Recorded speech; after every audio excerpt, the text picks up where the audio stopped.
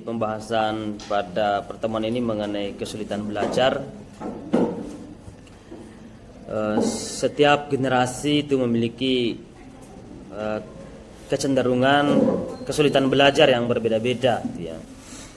Tadi ada pertanyaan atau pernyataan dari Pemakala misalnya, bagaimana guru muda bisa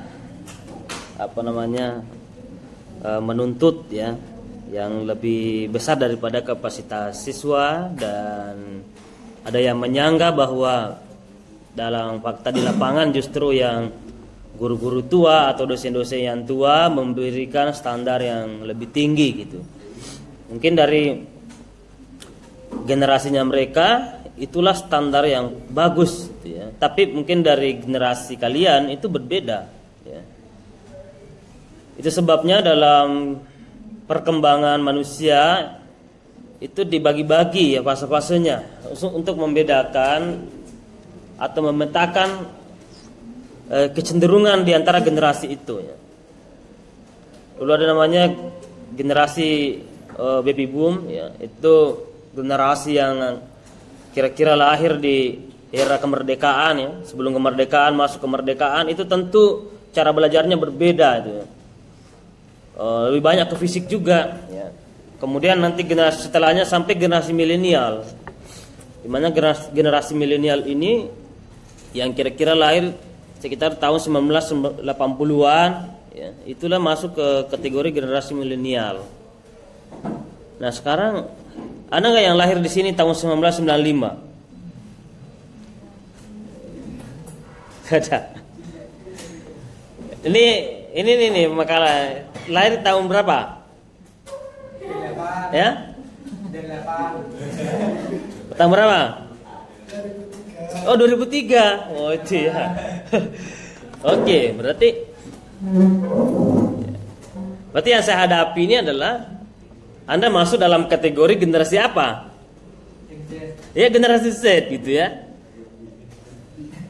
Itu kan gini. Saya saja di sini sebagai dosen itu termasuk masih muda karena masuk ke dalam kategori generasi milenial. Itu pun kadang-kadang butuh penanganan yang ekstra dalam memberikan mata kuliah atau pembelajaran terhadap generasi Z, apalagi generasi alfa nantinya ya. Apalagi dosen yang bukan generasi milenial, artinya bukan sebelum 1980-an. Dia lahir 1960-an, 70-an. Itu telah melewati dua fase ya, dua generasi. Nah kalau kecenderungan mengajarnya di masa mereka, berarti ada dua generasi yang dikhianati. Yang pertama generasi milenial dan yang kedua generasi Anda, generasi Z. Gitu. Nah pertanyaannya, apakah pendidikan itu, pembelajaran itu kita harus memaksakan kembali kepada kecenderungan mereka atau mengikuti generasi Z? Generasi Z ini rentang kelahirannya antara 1995 sampai 2000-an. Itulah fase Anda. Nah, tentu kan kita harus menganalisis mengapa ada kesulitan belajar. Dan kecenderungan apa yang dihadapi generasi sekarang yang tidak dimiliki generasi sebelumnya. Oke. Saya tidak yakin sekarang masih ada orang yang membaca buku, masuk ke dalam WC pun buang air besar masih membaca buku ya. Itu generasi dulu ada. Sekarang kan beda. Masuk ke WC itu biasanya bawa apa? Bawa HP gitu kan. Itu kan sangat berbeda sekali itu. Ya. Saya masih merasakan membaca buku sampai tengah malam, sampai saya terjatuh ke lantai itu. Ya. Akibat kelamaan tuh duduk belajar, membaca. Sekarang kan tidak. Generasi sekarang itu berbeda. Generasi sekarang lebih banyak menggunakan teknologi. Main gadget yang terlalu lama. Nah ini juga tantangannya ya. Jadi main gadgetnya yang begitu lama,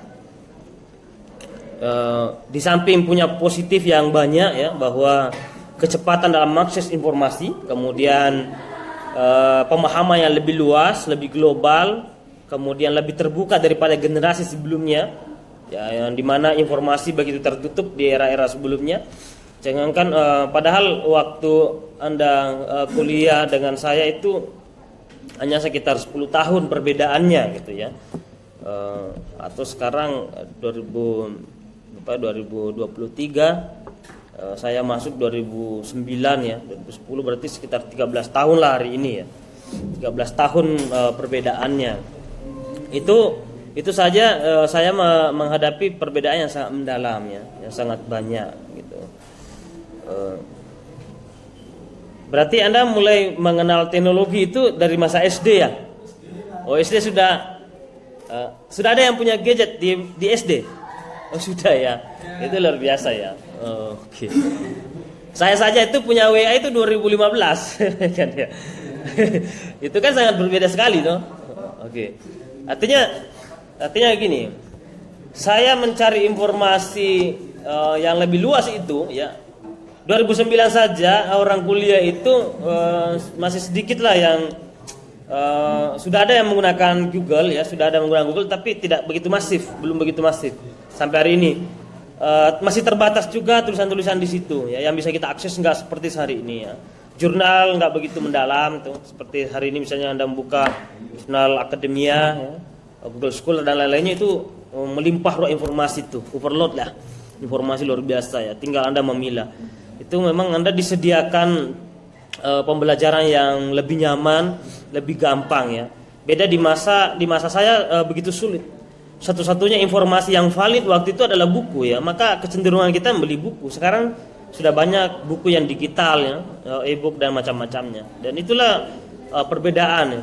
Nah, kalau pandangan saya itu macam-macam ya. Ada juga yang memang kalau di dunia kampus yang pernah saya hadapi dulu, kalau orang mau ujian doktor itu lebih banyak disiksa pertanyaan yang sulit dari dosen-dosen muda yang baru doktor itu ya.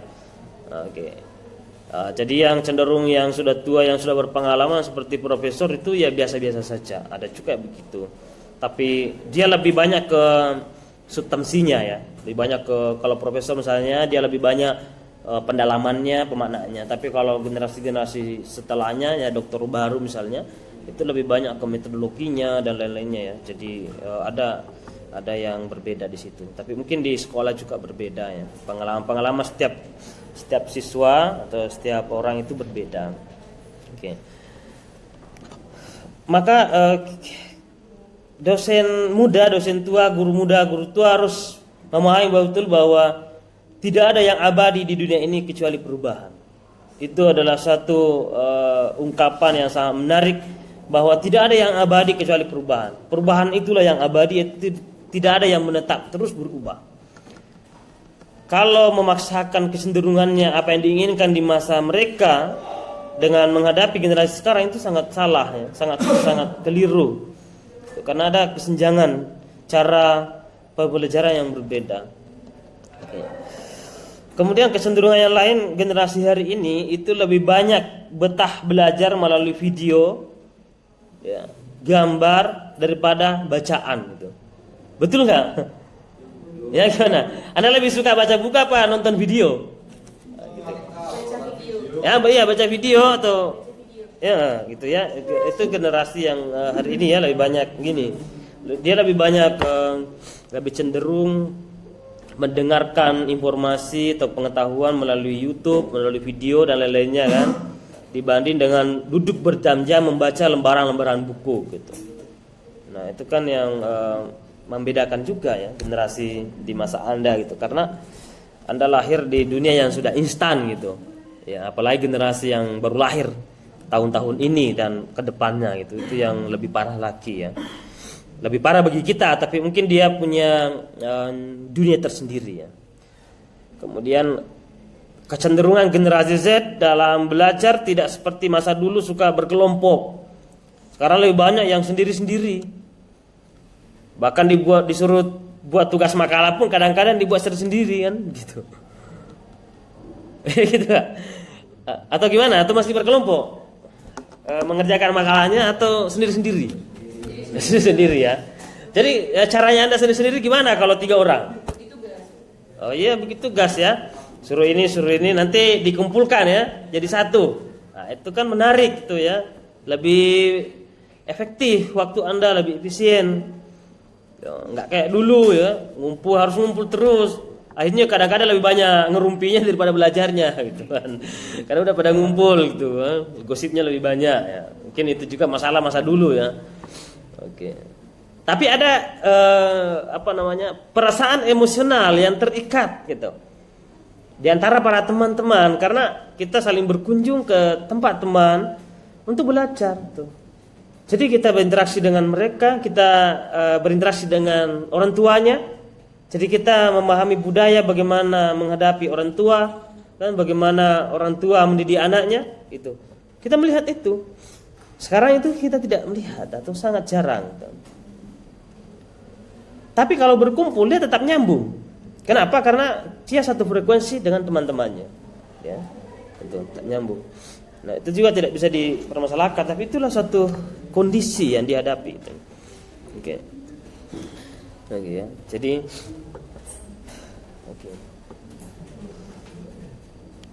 ada salah satu tulisan dari George Orwell, salah satu penulis novel terkenal di dunia, yang mengatakan tiap generasi membayangkan dirinya lebih pintar dari yang sebelumnya dan lebih bijak dari yang setelahnya. Gitu ya. Jadi setiap generasi itu merasa lebih pintar dari yang sebelumnya dan merasa bijak dari yang setelahnya.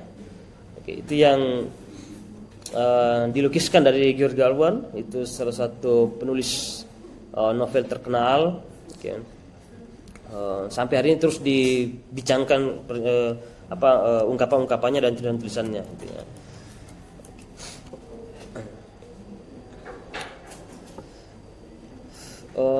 Anda cenderung lebih instan daripada yang sebelumnya ya, generasi.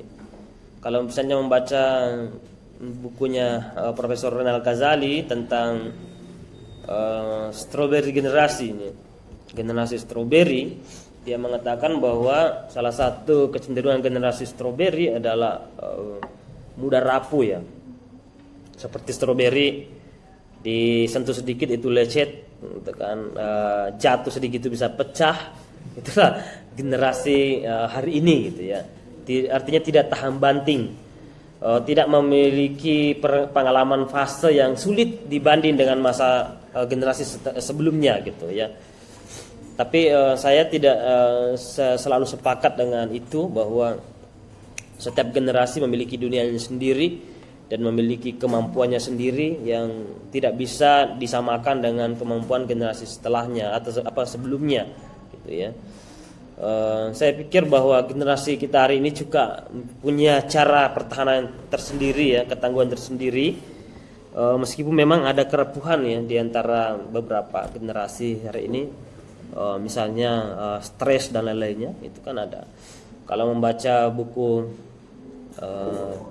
Kecanduan Internet ya, itu sampulnya warna orange itu bagus juga karena hasil penelitian di Amerika, di mana kita memahami bahwa Amerika dan negara-negara lainnya di Eropa terutama itu lebih dahulu mengalami fase perkembangan teknologi dibanding kita.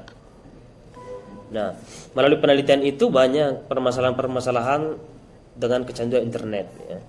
Permasalahan fisik dan macam-macamnya karena terlalu lama dalam gadget. Nah, mungkin solusi yang perlu dalam mengatasi kesulitan belajar kita adalah memanage waktu dalam menggunakan teknologi. Kemudian bijak-bijaklah menggunakan teknologi. Anda berusaha beralih dari biasanya suka menonton yang hiburan-hiburan saja, tapi diselingi dengan belajar gitu ya. Jadi mencari informasi. Jadi jangan semuanya itu hiburan. Jangan melulu Anda kuliah justru banyak menonton film. Ya, menonton film itu boleh, tapi ambil pelajarannya, bisa Anda mungkin ringkas atau carilah film-film yang membangun semangat Anda belajar tuh. Oke. Ya dulu saya sama teman-teman pernah menonton film tapi panjang ya, itu judulnya Love Story in Harvard. Itu tapi kami dan teman-teman itu hanya melihat dari sisi positifnya. Ya, itu kan cerita bagaimana kerasnya belajar orang dari Asia ya, mahasiswa Asia yang kuliah di Harvard University Amerika, yang laki-lakinya jurusan hukum, perempuannya jurusan kedokteran tuh. Itu tuh menarik ya kisahnya di sana, bagaimana kecenderungannya belajar luar biasa ya. Oke. Kemudian beralih sedikit demi sedikit ke hal video-video atau film yang positif. Itu yang perlu diimbangi ya. Jadi jangan semuanya hiburan, tapi dialihkan ke hal yang membantu Anda mengembangkan diri, gitu ya. Anda bisa melihat video-video yang lain, misalnya 1%, itu bisa membangkitkan orang untuk belajar dan macam-macamnya itu bisa ya. Saya lihat itu banyak kok yang sudah mengedukasi, gitu ya. Oke. Nah cuma saya menganalisis kecenderungan YouTube yang bersifat pendidikan atau edukasi itu sedikit itu yang menonton dibanding yang viral yang aneh-aneh begitu ya. Maksudnya kenapa ya, apa yang terjadi dengan dunia kita hari ini, lebih banyak yang disukai sesuatu yang tidak masuk akal atau di luar daripada nalar kita, tapi itu viral dan terkenal dan yang menonton banyak dan yang suka banyak itu, dibanding video-video yang mengedukasi secara sosial, politik, hukum gitu. Nah, saya harap bahwa perlahan-lahan bisa kita ke situ, bisa lebih kita mengapresiasi karya-karya generasi kita yang punya karya yang bagus untuk pemahaman dan kebaikan kita sendiri gitu ya. Itu diimbangi ya, bukan saya melarang untuk melihat yang lain, tapi mengimbangi itu. Memang untuk melakukan perubahan itu sulit, untuk berubah itu sulit, tapi harus dimulai sedikit demi sedikit, nanti lama-kelamaan menjadi nyaman. Jadi misalnya ada orang yang selama ini hanya nontonnya yang hiburan, yang nontonnya yang senang-senang saja, kemudian coba beralih ke hal yang lebih berpendidikan, lebih mengedukasi, mungkin itu terasa membosankan, tapi lama-kelamaan ya itu akan menyenangkan. Sama dengan membaca buku juga mungkin membosankan di awalnya, tapi harus dicoba terus, berulang ya. Bisa ya, cari waktu yang tepat, momen yang tepat ya. Itu bisa. Oke. Nah, karena banyak informasi juga hari ini yang bertebaran, salah satu kekurangan generasi Z apalagi generasi Alpha di masa mendatang itu adalah kemampuan menganalisis secara mendalam satu informasi. Ya, karena dia terbiasa instan.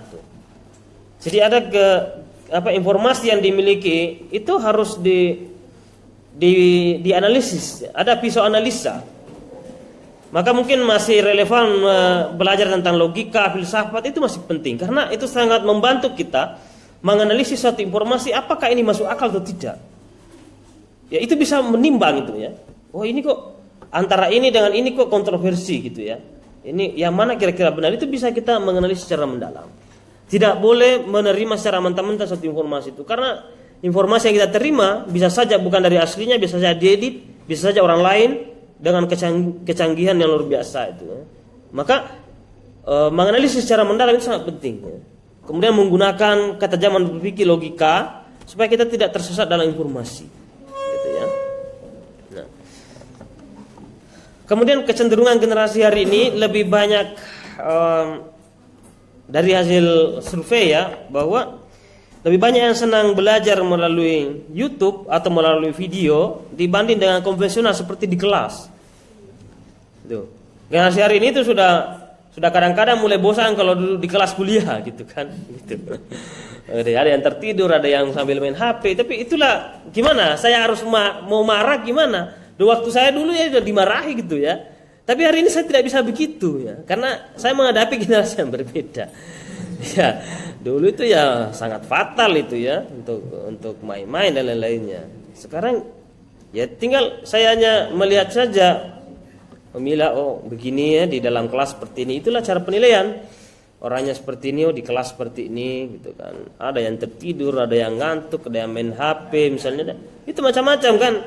Kita nggak bisa marah gitu. Ya ngapain, percuma karena itulah generasi kalian itu ya. Itulah era kalian ya. Mungkin yang tertidur karena itu tadi saya bilang main gadgetnya terlalu lama sampai subuh misalnya, atau macam-macam ya. Itulah generasi yang kita hadapi hari ini, yang saya hadapi ya. Oke. Dan saya selalu mengerti gitu. Oke. Maka pembelajaran yang berjam-jam di kelas itu kurang efektif lagi. Ya, maka cukup mengantar saja, cukup memberikan pemahaman dasar saja, Anda kembangkan. Nah, tapi saya harap mengembangkan secara positif ya. Maksudnya waktu Anda itu gunakan lebih banyak untuk mengedukasi diri, mengembangkan diri, gitu kan. Tidak apa-apa melalui dengan gadget, tidak apa-apa, tapi itu produktif tuh. Nah, ada juga yang memang produktif yang lain. Misalnya orang dari dunia bisnis itu bisa, ada yang menggunakan gadget sampai 20 jam, tapi itu produktif. Kenapa produktif? Saya lihat itu dari subuh dia ngurusin jualannya di online. Nah, itu kan sampai tengah malam dia ngupload dia apa. Itu kan produktif, menghasilkan. Nah, ada juga yang belajar dari subuh sampai tengah malam. Itu kan melihat jurnal-jurnal, melihat menganalisis berbagai macam pengetahuan. Itu juga menarik. Nah, gitu. Nah, tapi ada juga yang membuang-buang waktunya dari bangun subuh sampai malam. Itu hanya habis waktunya menonton hal hiburan-hiburan yang tidak berpendidikan gitu. Nah, itu harus diimbangi ya. Oke.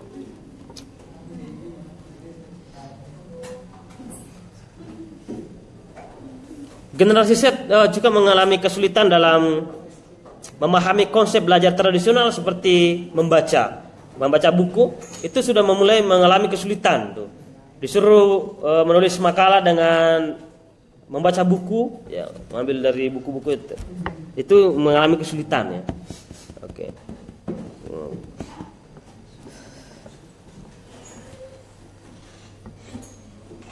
Kemudian juga kurang fokus terhadap tugas yang lama ya. Yang satu tugas tidak terlalu fokus pada satu tugas, apalagi dikerjakan dengan waktu yang lama. Itu yang kecenderungan ya generasi Z.